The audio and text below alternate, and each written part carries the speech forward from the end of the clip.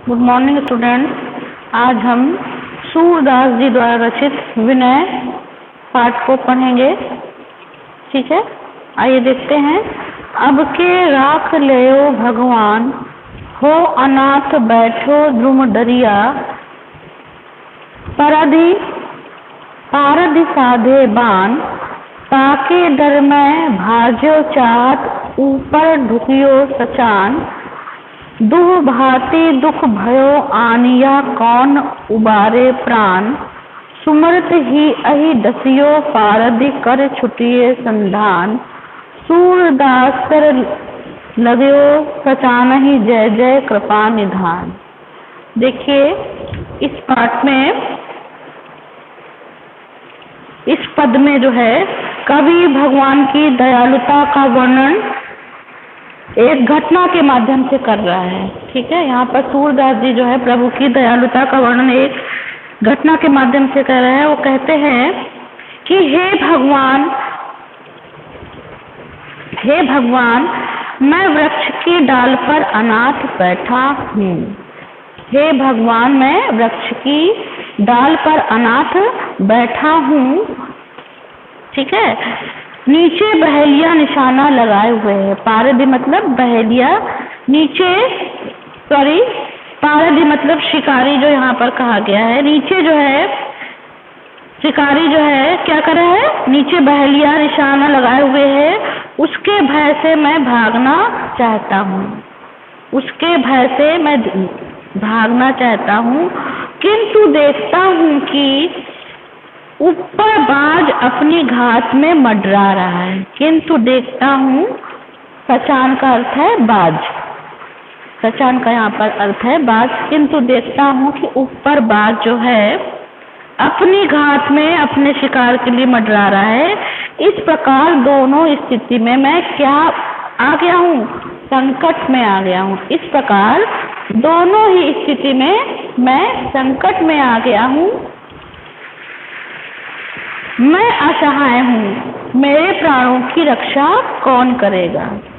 मैं असहाय हूँ, मेरे प्राणों की रक्षा कौन करेगा। अतः हे भगवान, इस बार मेरी रक्षा कीजिए, मेरे प्राणों की रक्षा कीजिए। भगवान का स्मरण करते ही सर्प ने बहेलिया को डस लिया। ठीक है, सुमरत ही अहि दसियो, पारधि करियो छूटे सधान।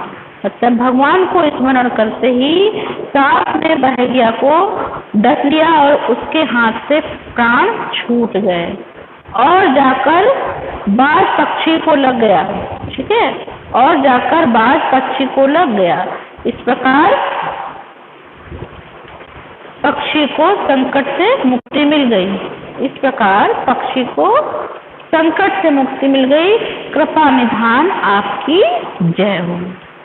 ठीक है, भगवान का स्मरण करते ही सर्प ने बहेलिया को डस लिया, उसके हाथ से बाण छूट गया और जाकर पक्षी को लग गया। इस प्रकार पक्षी को भी संकट से मुक्ति मिल गई। तो हे कृपा निधान आपकी जय हो। ठीक है, दूसरे पद में देखते हैं। मेरो मन अनंत कहाँ सुख पावे, जैसे उड़ी जहाज को पंछी फिर जहाज पर आवे। कमल नयन को छाड़ी महात्म और देव को ध्यावे, परम गंग को छाड़ पियासो दुर्मति कृपा खानावे। जिहि मधुकर अम्बुज रस चाखो, क्यों करील फल भावे। सूरदास प्रभु काम धेनु, तज छेर कौन दुहावे।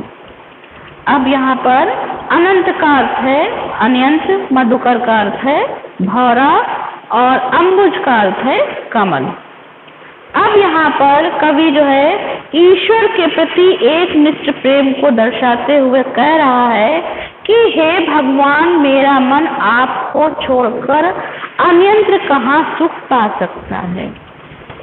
मेरी दशा तो ठीक उस जहाज के पंछी की तरह है, मेरी दशा तो ठीक उस जहाज के पक्षी की तरह है जो समुद्र में जहाज से उड़कर अन्यत्र तो जाना चाहता है, किंतु फिर कहीं सहारा न पाकर उसी जहाज पर वापस आ जाता है। मेरा मन भी इस संसार रूपी सागर में ईश्वर के अतिरिक्त कहीं अन्य से सुख नहीं पा सकता। वे लोग महामूर्ख हैं, ठीक है, वे लोग महामूर्ख हैं जो कमल के समान नेत्र वाले भगवान को छोड़कर अन्य देवताओं की उपासना के लिए, ठीक है, अन्य देवताओं की उपासना के लिए दौड़ते फिरते हैं। उनकी दशा तो ठीक वैसे ही है जैसे मूर्ख लोग प्यास लगने पर पवित्र गंगा को छोड़कर कुआं खुदवाने लगते हैं। आगे कह रहे हैं सूरदास जी कि भला जिस भौरे ने, मधुकर मतलब भौरा है, लेकिन यहाँ पर भौरे का अर्थ भक्त से बता रहे हैं सूरदास जी, भला जिस भौरे ने कमल मतलब ईश्वर अम्बुज रस, कमल के रस को चख लिया है, वह तीखे करील फल को क्यों चखेगा। ठीक है, कहने का मतलब है कि सूरदास जी कह रहे हैं जिसने जो है, जिसने मधुकर मतलब जिस भक्त ने कमल रूपी मतलब भगवान का स्मरण कर लिया है, कमल नयनों का स्मरण कर लिया है, रस को चख लिया है, वो करील के फल अर्थात अन्य, करील का फल मतलब अन्य देवी देवताओं को का भक्ति के आनंद को क्यों चखेगा। सूरदास जी आगे कह रहे हैं कि जिसे मनवांछित फल प्रदान करने वाली कामधेनु उपलब्ध है, ठीक है, जिसको मनवांछित मतलब मन के हिसाब से, मन की इच्छा के अनुसार जिसको कामधेनु गाय उपलब्ध है, तो वो जो है बकरी का दोहन क्यों करने जाए, वो बकरी का दूध क्यों दुहेगा, अर्थात जिसे ईश्वर प्राप्त है वो अन्य देवी देवताओं की उपासना क्यों करे। ठीक, आगे देखते हैं वात्सल्य में।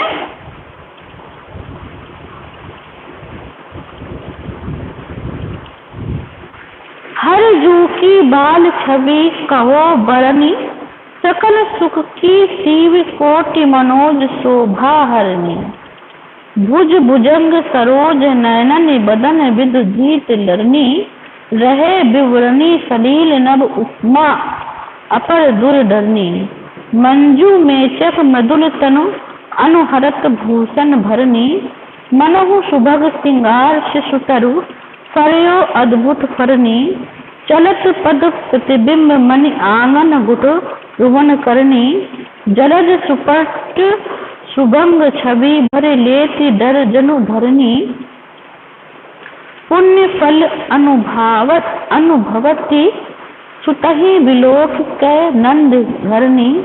सूर प्रभु की उर्वशी किलकन ललित लर खरनी। अब यहाँ पर मनोज का अर्थ है कामदेव, विदु का अर्थ है चंद्रमा, मेचक का अर्थ है श्याम मतलब काला, जलज सभी जानते हैं जलज का अर्थ होता है कमल, संपुट मतलब दोना। यहाँ पर बालक श्री कृष्ण के, जो बालक श्री कृष्ण हैं उनके सौंदर्य का बड़ा ही सुंदर चित्रण किया है सूरदास जी ने। वे कह रहे हैं कि मैं बालक श्री कृष्ण के बाल सौंदर्य का वर्णन करता हूँ कि बालक श्री कृष्ण का सौंदर्य सारे सुखों की अंतिम सीमा है। बालक श्री कृष्ण के सौंदर्य सारे सुखों की अंतिम सीमा है तथा करोड़ों कामदेव, कोटि मतलब करोड़ों, मनोज मतलब कामदेव, तथा करोड़ों कामदेव को भी लज्जित करने वाला है। सौंदर्य की प्रतियोगिता में श्री कृष्ण की भुजाओं, भुजंग मतलब भुजाओं ने सर्प को, सौंदर्य की इस प्रतियोगिता में श्री कृष्ण की भुजाओं ने सर्प को, नेत्रों ने कमल को और मुखों ने चंद्रमा को की शोभा को जीत लिया है, और मुखों ने चंद्रमा की शोभा को जीत लिया है। इसी से लज्जित होकर सांप बिल में, ठीक है, सांप बिल में, कमल पानी में, चंद्रमा आकाश में रहने लगा है। ठीक है, चंद्रमा आकाश में रहने लगा है। चलत पद प्रतिबिंब, आगे बढ़ना। इनकी ऐसी दशा देखकर अन्य उपमाएं भी भय से छिप गई हैं, अर्थात संसार में अन्य कोई उपमा नहीं है। जिससे श्री कृष्ण के अंगों का सदस्य वर्णन किया जा सके, सदस्य दर्शाया जा सके। बालक श्री कृष्ण के केश यानी कि बाल काले, शरीर कोमल, जो अनेक आभूषणों से सुसज्जित होकर ऐसा प्रतीत होता है कि मानो हर श्रृंगार रूपी छोटे पौधे बाल कृष्ण रूपी शरीर पर अद्भुत फल फूल रहे हों। ठीक है, अद्भुत फल फूल रहे हों। आगे है मोतियों से जड़े आंगन में। ठीक है, चलत पद प्रतिबिंब मणि आंगन घुटवन करनी। बालक जो है श्री कृष्ण के जो है मणियों से जुड़े आंगन में जब बालक श्री कृष्ण जो है कमलवत हाथ पैर चलाते हैं तो प्रतिबिंब दिखाई देता है, छाया दिखाई देती है। तो ऐसा प्रतीत होता है कि मानो पृथ्वी संपुट कमल के सौंदर्य को अपने हृदय में भर रही हो। नंद जी की जो पत्नी यशोदा है, बालक श्री कृष्ण के ऐसा दर्शन करके अपने पूर्व जन्म के संचित पुण्य फल का अनुभव करती हैं।